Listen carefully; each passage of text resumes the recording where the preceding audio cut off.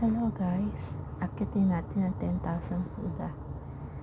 Grabe, pangiti-ngiti lang po ako dyan pero grabe yung hingal ko.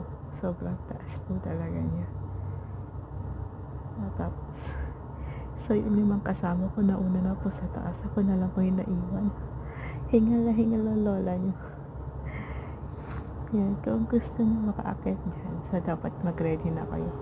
Masakit sa paa. And yun, hindi ako nakaabot sa pinakatuktok kasi hapon na kami nakarating. Siguro mga bandang 3:30 gano'n. So hanggang 5 p.m. lang po siya. Yan po ay sa Shatin sa Hong Kong. Sinama lang po ako ng friend ko dyan. So ang ganda, sarap umakit sa taas. Fulfilling. Pero hindi pa yung pinakatuktok ha. Kasi yun nga, sabi kasi inabot kami ng curfew. And I don't curfew, I think.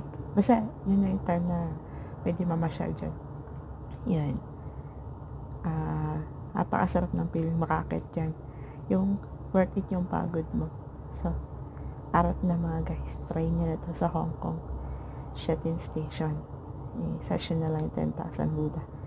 Bye-bye!